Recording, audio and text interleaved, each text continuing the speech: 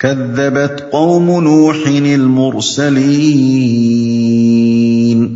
قوم نوح نے رسولوں کو جھٹلایا.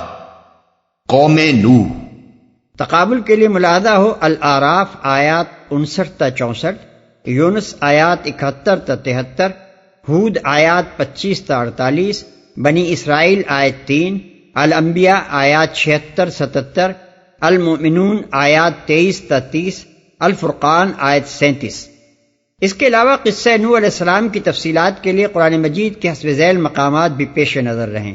العنکبوت آیات 14 اور 15، الصافات 75 تا 82، القمر 9 تا 15 اور سورہ نوح مکمل۔ رسولوں کو جھٹلایا۔ اگرچہ انہوں نے ایک ہی رسول کو جھٹلایا تھا، لیکن چونکہ رسول کی تکذیب در حقیقت اس دعوت اور پیغام کی تکذیب ہے جسے لے کر وہ اللہ تعالیٰ کی طرف سے آتا ہے، اس لیے جو شخص یا گروہ کسی ایک رسول کا بھی انکار کر دے وہ اللہ تعالیٰ کی نگاہ میں تمام رسولوں کا منکر ہے۔ یہ ایک بڑی اہم اصولی حقیقت ہے جسے قرآن میں جگہ جگہ مختلف طریقوں سے بیان کیا گیا ہے، حتیٰ کہ وہ لوگ بھی کافر ٹھہرائے گئے ہیں جو صرف ایک نبی کا انکار کرتے ہوں، باقی تمام انبیاء کو مانتے ہوں۔ اس لیے کہ جو شخص اصل پیغام رسالت کا ماننے والا ہے وہ تو لازماً ہر رسول کو مانے گا، مگر جو شخص کسی رسول کا انکار کرتا ہے وہ اگر دوسرے رسولوں کو مانتا بھی ہے تو کسی عصبیت یا تقلید آبائی کی بنا پر مانتا ہے، نفس پیغام رسالت کو نہیں مانتا، ورنہ ممکن نہ تھا کہ وہی حق ایک پیش کرے تو یہ اسے مان لے اور وہی دوسرا پیش کرے تو یہ اس کا انکار کر دے۔ اذ قال لهم اخوهم نوح الا تتقون. یاد کرو جبکہ ان کے بھائی نوح نے ان سے کہا تھا کیا تم ڈرتے نہیں ہو؟ دوسرے مقامات پر حضرت نوح علیہ السلام کا اپنی قوم سے ابتدائی خطاب ان الفاظ میں آیا ہے: اعبدوا اللہ ما لکم من الہ غیرہ افلا تتقون، سورہ مومنون آیت 23، یعنی اللہ کی بندگی کرو، اس کے سوا تمہارا کوئی خدا نہیں ہے تو کیا تم ڈرتے نہیں ہو؟ نیز مزید ارشاد ہوا اعبدوا اللہ واتقوہ واطیعون، سورہ نوح آیت 3، یعنی اللہ کی بندگی کرو اور اس سے ڈرو اور میری اطاعت کرو۔ اس لیے یہاں حضرت نوح علیہ السلام کے اس ارشاد کا مطلب محض خوف نہیں بلکہ اللہ کا خوف ہے، یعنی کیا تم اللہ سے بے خوف ہو گئے؟ اس کے سوا دوسروں کی بندگی کرتے ہوئے تم کچھ نہیں سوچتے کہ اس باغیانہ روش کا انجام کیا ہوگا؟ دعوت کے آغاز میں خوف دلانے کی حکمت یہ ہے کہ جب تک کسی شخص یا گروہ کو اس کے غلط رویے کی بد انجامی کا خطرہ نہ محسوس کرایا جائے وہ صحیح بات اور اس کے دلائل کی طرف توجہ کرنے پر آمادہ نہیں ہوتا۔ راہ راست کی تلاش آدمی کے دل میں پیدا ہی اس وقت ہوتی ہے جب اس کو یہ فکر دامنگیر ہو جاتی ہے کہ کہیں میں کسی ٹیڑھے راستے پر تو نہیں جا رہا ہوں جس میں ہلاکت کا اندیشہ ہو۔ انی لکم رسول امین فاتقوا اللہ واطیعون وما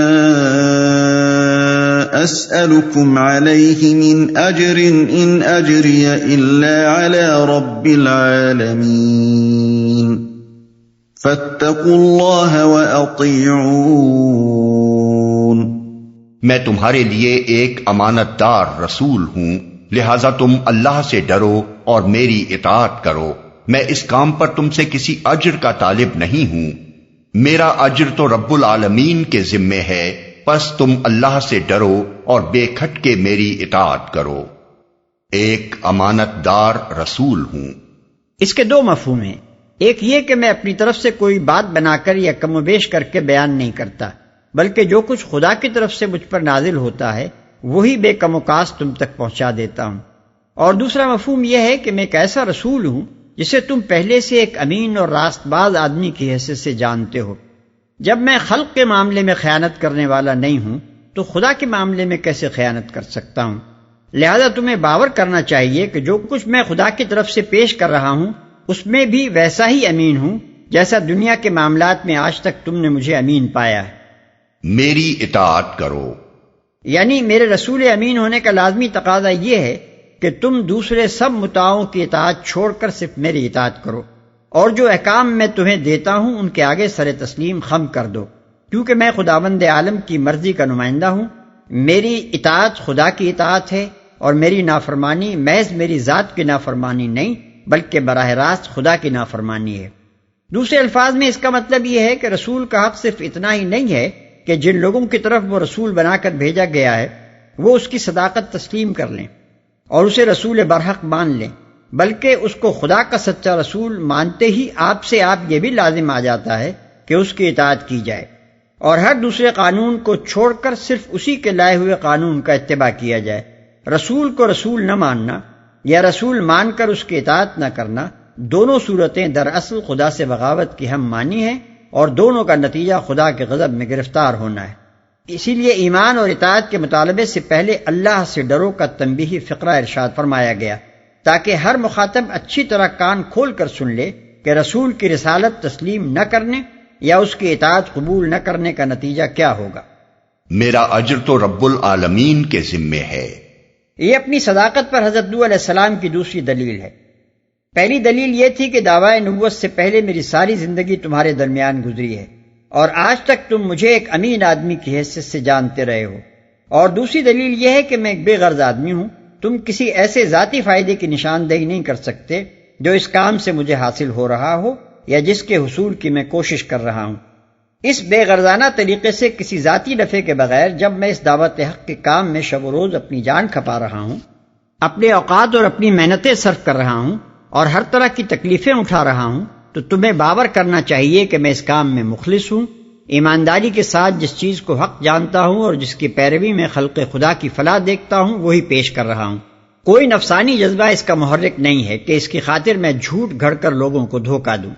یہ دونوں دلیلیں ان اہم دلائل میں سے ہیں جو قرآن مجید نے بار بار انبیاء علیہ السلام کی صداقت کے ثبوت میں پیش کی ہیں اور جن کو وہ نبوت کے پرکھنے کی کسوٹی قرار دیتا ہے۔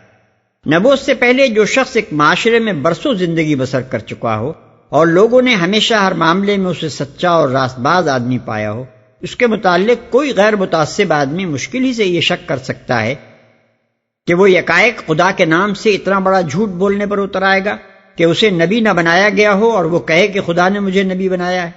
پھر دوسری اس سے بھی اہم تر بات یہ ہے کہ ایسا سفید جھوٹ کوئی شخص نیک نیتی کے ساتھ تو نہیں کھڑا کرتا، لامحالہ کوئی نفسانی غرض ہی اس فریب کاری کی محرک ہوتی ہے، اور جب کوئی شخص اپنی اغراض کے لیے اس طرح کی فریب کاری کرتا ہے تو اخفاء کی تمام کوششوں کے باوجود اس کے آثار نمایاں ہو کر رہتے ہیں۔ اسے اپنے کاروبار کو فروغ دینے کے لیے طرح طرح کے ہتھ کنڈے استعمال کرنے پڑتے ہیں جن کے گھناونے پہلو گرد و پیش کے معاشرے میں چھپائے نہیں چھپ سکتے، اور مزید برآں وہ اپنی پیری کی دکان چمکا کر کچھ نہ کچھ اپنا بھلا کرتا نظر آتا ہے۔ نذرانے وصول کیے جاتے ہیں، لنگر جاری ہوتے ہیں، جائیدادیں بنتی ہیں، زیور گھڑے جاتے ہیں اور فقیری کا آستانہ دیکھتے دیکھتے شاہی دربار بنتا چلا جاتا ہے۔ لیکن جہاں اس کے برعکس نبوت کا دعویٰ کرنے والے شخص کی ذاتی زندگی ایسے فضائل اخلاق سے لبریز نظر آئے کہ اس میں کہیں ڈھونڈے سے بھی کسی فریب کارانہ ہتھ کنڈے کا نشان نہ مل سکے اور اس کام سے کوئی ذاتی فائدہ اٹھانا تو درکنار، وہ اپنا سب کچھ اسی خدمت بے مزد کی نظر کر دے، وہاں جھوٹ کا شبہ کرنا کسی معقول انسان کے لیے ممکن نہیں رہتا۔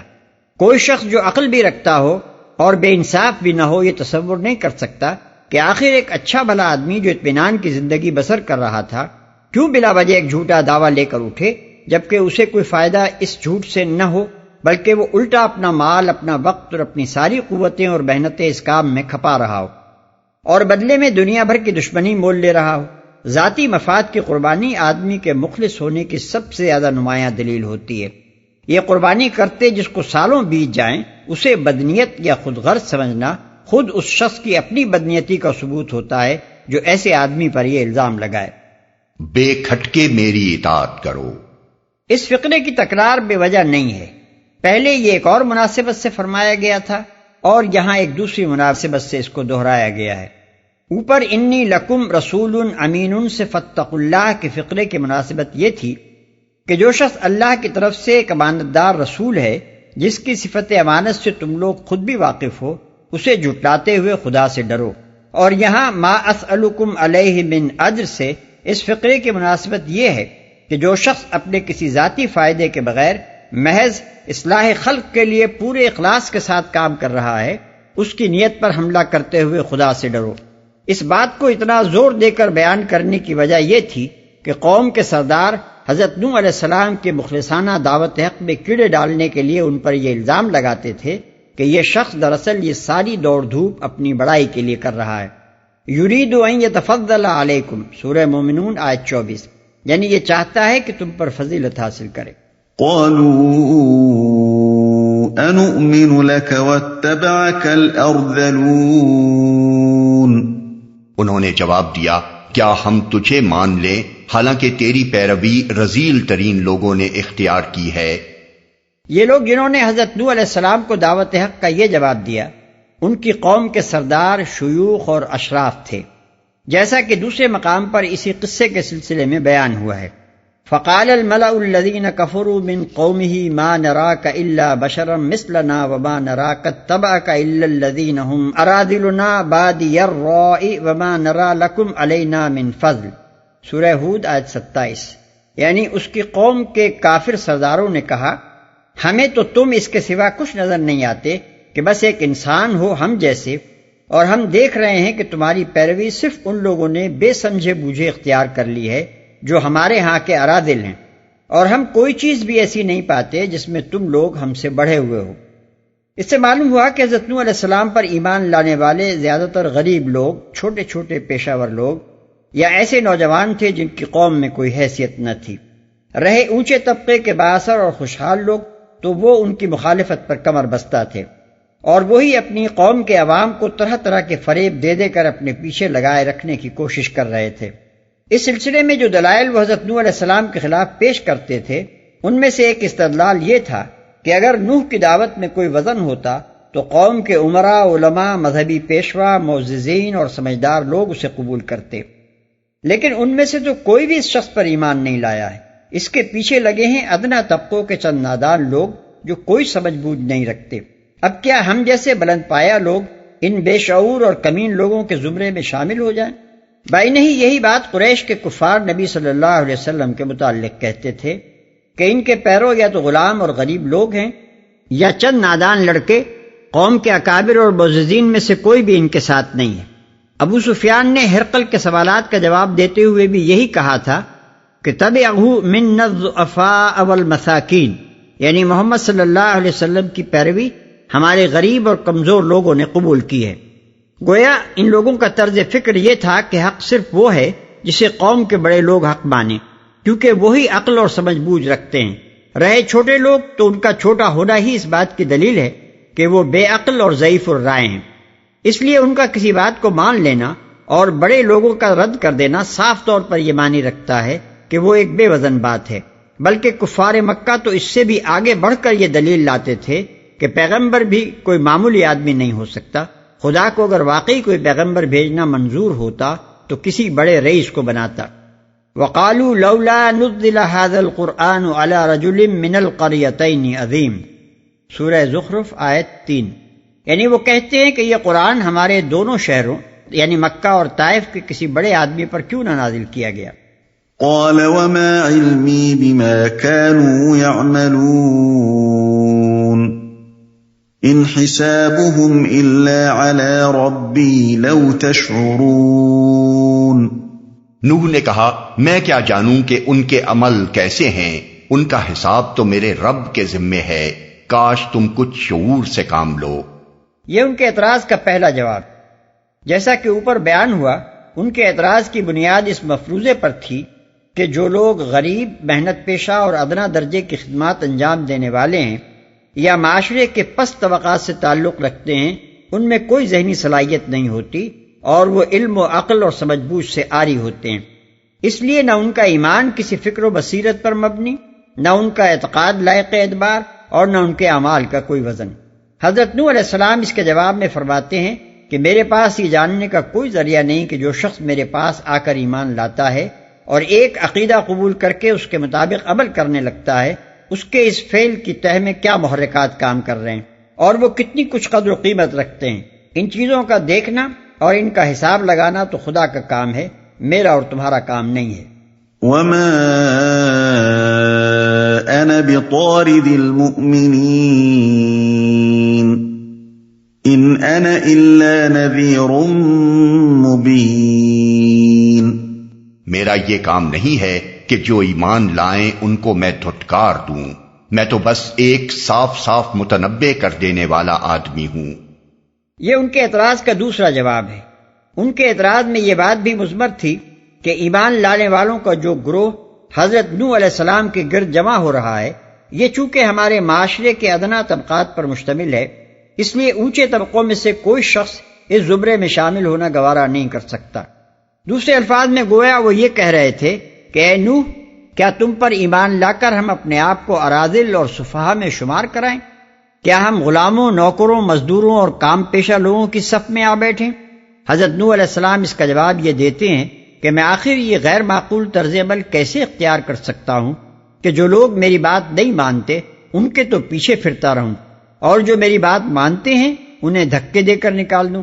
میری حیثیت تو ایک ایسے بیلاگ آدمی کی ہے جس نے علل اعلان کھڑے ہو کر پکار دیا ہے کہ جس طریقے پر تم لوگ چل رہے ہو یہ باطل ہے اور اس پر چلنے کا انجام تباہی ہے، اور جس طریقے کی طرف میں رہنمائی کر رہا ہوں اسی میں تم سب کی نجات ہے۔ اب جس کا جی چاہے میری اس تنبیہ کو قبول کر کے سیدھے راستے پر آئے، اور جس کا جی چاہے آنکھیں بند کر کے تباہی کی راہ چلتا رہے۔ میں یہ نہیں کر سکتا کہ جو اللہ کے بندے میری اس تنبیہ کو سن کر سیدھا راستہ اختیار کرنے کے لیے میرے پاس آئیں ان کی ذات، برادری، نسب اور پیشہ پوچھوں، اور اگر وہ آپ لوگوں کی نگاہ میں کمین ہوں تو ان کو واپس کر کے اس انتظار میں بیٹھا رہوں کہ شریف حضرات کب تباہی کا راستہ چھوڑ کر نجات کی راہ پر قدم رنجہ فرماتے ہیں۔ ٹھیک یہی معاملہ ان آیات کے نزول کے زمانے میں نبی صلی اللہ علیہ وسلم اور کفار مکہ کے درمیان چل رہا تھا، اور اسی کو نگاہ میں رکھنے سے یہ سمجھ میں آ سکتا ہے کہ حضرت نوح علیہ السلام اور ان کی قوم کے سرداروں کی یہ گفتگو یہاں کیوں سنائی جا رہی ہے۔ کفار مکہ کے بڑے بڑے سردار نبی صلی اللہ علیہ وسلم سے کہتے تھے کہ ہم آخر بلال اور عمار اور صہیب جیسے غلاموں اور کام پیشہ لوگوں کے ساتھ کیسے بیٹھ سکتے ہیں؟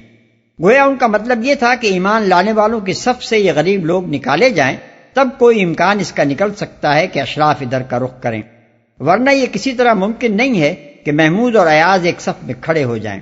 اس پر نبی صلی اللہ علیہ وسلم کو اللہ تعالیٰ کی طرف سے بالکل صاف اور دو ٹوک الفاظ میں یہ ہدایت دی گئی کہ حق سے منہ موڑنے والے متکبروں کی خاطر ایمان قبول کرنے والے غریبوں کو دھکے نہیں دیے جا سکتے۔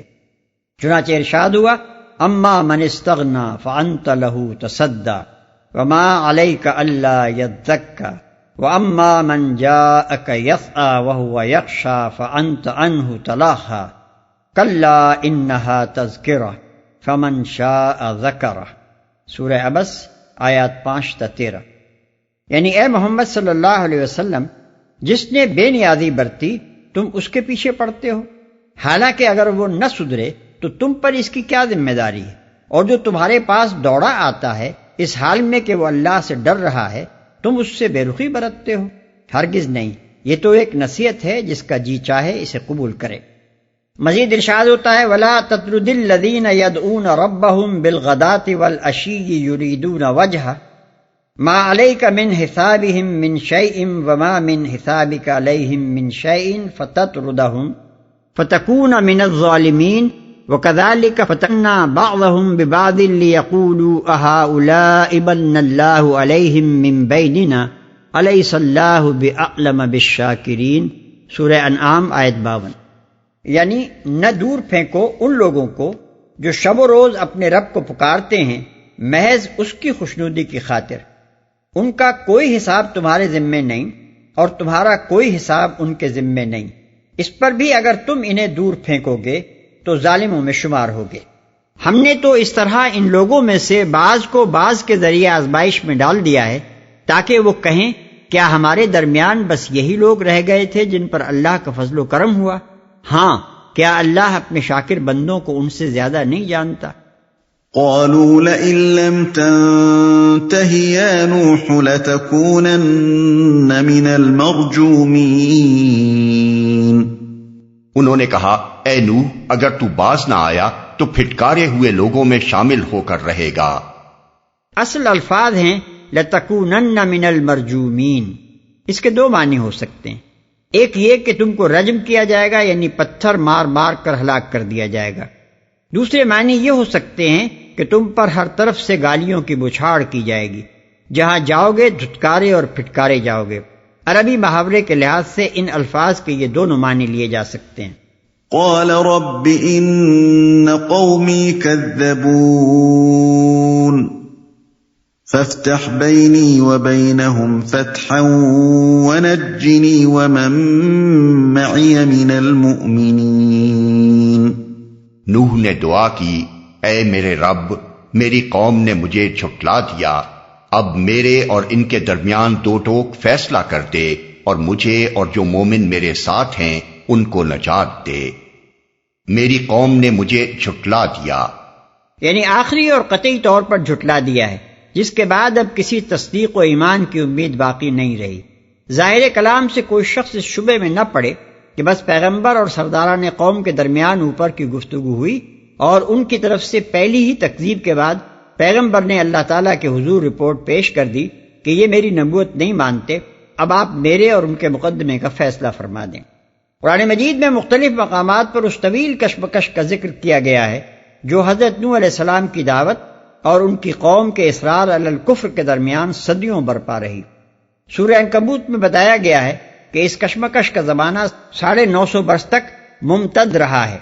چنانچہ ارشاد ہوتا ہے فَلَبِثَ فِيهِمْ أَلْفَ سَنَةٍ إِلَّا 50 عاما، آیت 14۔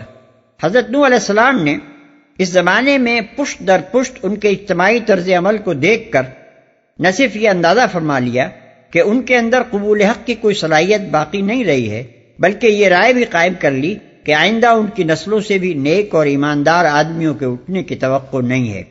چنانچہ وہ کہتے ہیں اِنَّكَ إِن تَذَرْهُمْ يُضِلُّوا عِبَادَكَ وَلَا يَلِدُوا إِلَّا فَاجِرًا كَفَّارًا، سورہ نوح آیت 27۔ یعنی اے رب اگر تو نے انہیں چھوڑ دیا تو یہ تیرے بندوں کو گمراہ کریں گے اور ان کی نسل سے جو بھی پیدا ہوگا فاجر اور سخت منکر حق ہوگا۔ خود اللہ تعالیٰ نے بھی حضرت نوح علیہ السلام کی اس رائے کو درست قرار دیا اور اپنے علم کامل و شامل کے بنا پر فرمایا لَن يُؤْمِنَ مِن قَوْمِكَ إِلَّا مَن قَدْ آمَنَ فَلَا تَبْتَئِسْ بِمَا كَانُوا يَفْعَلُونَ، سورہ ہود آیت 36۔ تیری قوم میں سے جو ایمان لا چکے بس وہ لا چکے، اب کوئی ایمان لانے والا نہیں ہے، لہذا اب ان کے کرتوتوں پر غم کھانا چھوڑ دے، ان کو نجات دے۔ یعنی صرف یہی فیصلہ نہ کر دے کہ حق پر کون ہے اور باطل پر کون، بلکہ وہ فیصلہ اس شکل میں نافذ فرما کہ باطل پرست تباہ کر دیے جائیں اور حق پرست بچا لیے جائیں۔ یہ الفاظ کہ مجھے اور میرے مومن ساتھیوں کو بچا لے خود بخود اپنے اندر یہ مفہوم رکھتے ہیں کہ باقی لوگوں پر عذاب نازل کر اور انہیں حرف غلط کی طرح مٹا کر رکھ دے۔ فَأَنجَيْنَاهُ وَمَن مَّعَهُ فِي الْفُلْكِ الْمَشْحُونِ ثُمَّ أَغْرَقْنَا بَعْدُ الْبَاقِينَ۔ آخر کار ہم نے اس کو اور اس کے ساتھیوں کو ایک بھری ہوئی کشتی میں بچا لیا اور اس کے بعد باقی لوگوں کو غرق کر دیا۔ ایک بھری ہوئی کشتی میں بچا لیا۔ بھری ہوئی کشتی سے مراد یہ ہے کہ وہ کشتی ایمان لانے والے انسانوں اور تمام جانوروں سے بھر گئی تھی جن کا ایک ایک جوڑا ساتھ رکھ لینے کی ہدایت فرمائی گئی تھی۔ اس کی تفصیل کے لیے ملاحظہ ہو سورہ ہود آیت 40۔ ان فی ذلک لآیۃ وما کان اکثرهم مؤمنین وان ربک لہو العزیز الرحیم۔ یقیناً اس میں ایک نشانی ہے مگر ان میں سے اکثر لوگ ماننے والے نہیں، اور حقیقت یہ ہے کہ تیرا رب زبردست بھی ہے اور رحیم بھی۔